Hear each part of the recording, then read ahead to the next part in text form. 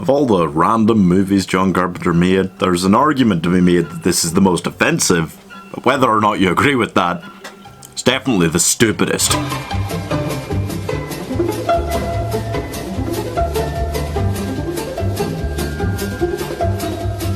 I love a little classic 1 minute review, guys, and Big Trouble in Little China is an interesting one to talk about today. John Carpenter is considered a genius for making things like Escape from New York, The Thing, basically Kurt Russell's entire career, but he's a kooky guy who also made things like Ghosts of Mars and Vampires.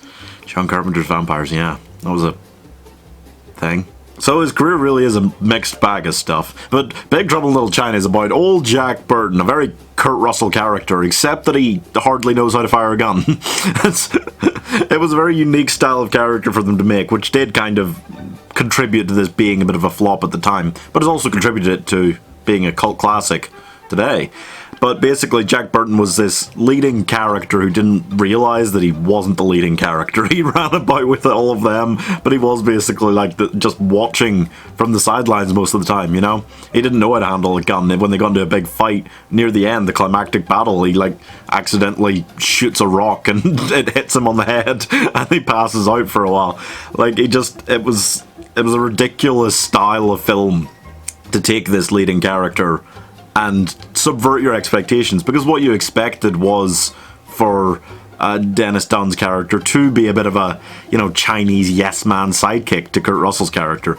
But it kind of ended up being the opposite. Kurt Russell, Jack Burton still acts like he's the lead, but he just isn't. He just isn't. Basically, if you don't know, this movie is kind of about Jack Burton, who is a truck driver that comes to Chinatown and helps his friend when his fiancée gets abducted by a street gang. Things very quickly escalate from there, and these three sorcerers called the Storms and their leader, David Lo Pan, enter the scene, and he wants to marry a girl with green eyes so that he can have physical form again, even though he kind of still does, to get over a 2,000-year-old curse that a Chinese emperor put on him.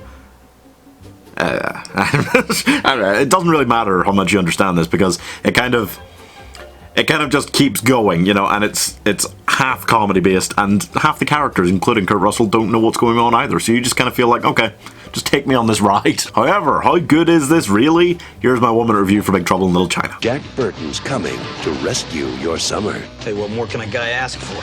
20th Century Fox presents Kurt Russell in John Carpenter's Big Trouble in Little China. I mean, you have to love this in the way that you're extremely happy to sit down and rewatch it on occasion because it's just so much fun. But it, without a doubt, is total... Big Trouble in Little China. I mean, you have to love this in the way that you're extremely happy to sit down and rewatch it on occasion just because it's so much fun, but it is, without a doubt, total... Big Trouble in Little China. I mean, you have to love this in the way that you're extremely happy to sit down and watch it again on occasion because it's just so much fun. But it is, without a doubt, total garbage, okay? I'd love to say that this is an ingenious masterpiece, but despite subverting some expectations, using a small amount of that kind of Hong Kong action cinema style that had a renaissance in the West in the early noughties with things like The Matrix, it was just psychotic.